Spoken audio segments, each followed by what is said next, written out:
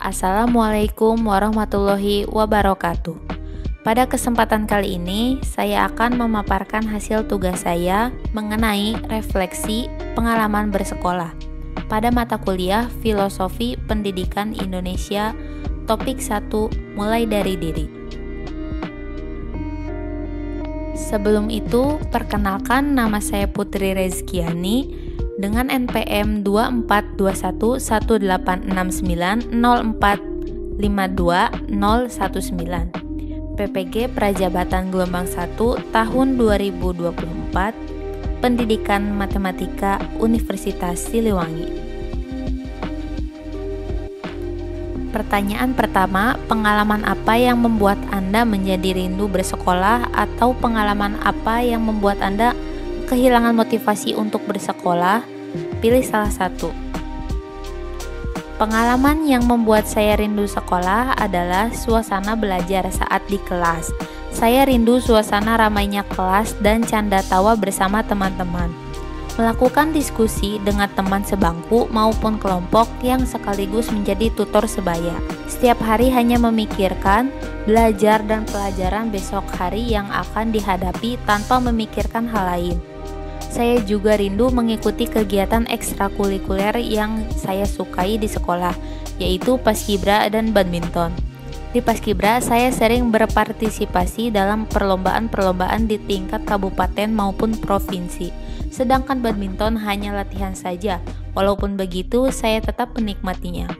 Kegiatan ekstrakurikuler yang saya ikuti telah membantu mengembangkan bakat dan potensi saya selain di akademik. Pertanyaan kedua, peristiwa apa yang membuat Anda merasa berkembang dan belajar sebagai seorang pembelajar?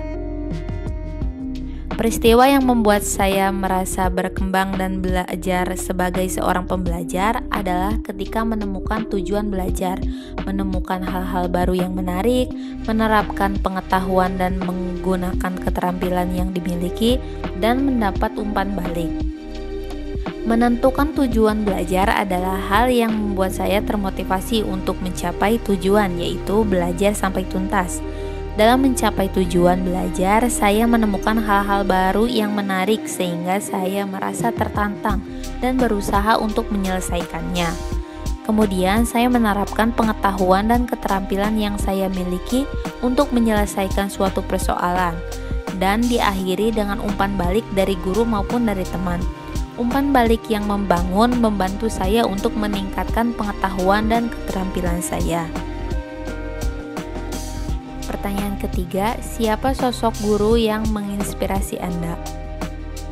Sosok guru yang menginspirasi saya adalah Bu Deti, guru matematika saya saat SMA. Pertanyaan keempat, apa pengalaman yang berkesan bersama guru tersebut? Pengalaman yang berkesan saat belajar matematika ketika kelas 12 SMA. Saat itu guru matematika adalah guru yang ditakuti. Ditambah lagi guru saya termasuk guru senior yang sudah lama menjadi guru di sekolah tersebut. Setelah belajar bersama di kelas, ternyata beliau adalah orang yang ramah dan selalu menjawab pertanyaan mulai dari yang mudah hingga susah.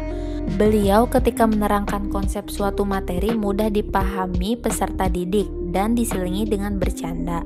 Beliau juga membagi kelompok belajar. Di setiap kelompok belajar beranggotakan peserta didik yang berkemampuan rendah hingga tinggi, sehingga peserta didik bisa berdiskusi dan menjadi tutor sebaya. Setiap pertemuan beliau akan memberikan soal secara acak kepada peserta didik. Jika peserta didik tidak bisa menjawab, peserta didik tidak diperbolehkan duduk sampai ada teman yang lain untuk membantu menyelesaikan soal. Cara saya belajar yaitu dengan sehari sebelum pelajaran matematika, saya pelajari terlebih dahulu materi yang akan diajarkan besok, agar saat pelajaran berlangsung, di pikiran saya sudah terisi walaupun belum terlalu paham.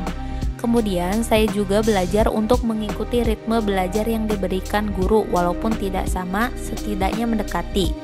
Pada saat itu saya merasa kesusahan mengumpulkan niat belajar karena mayoritas cara mengajar guru-guru yang lain berbeda dengan guru matematika saya.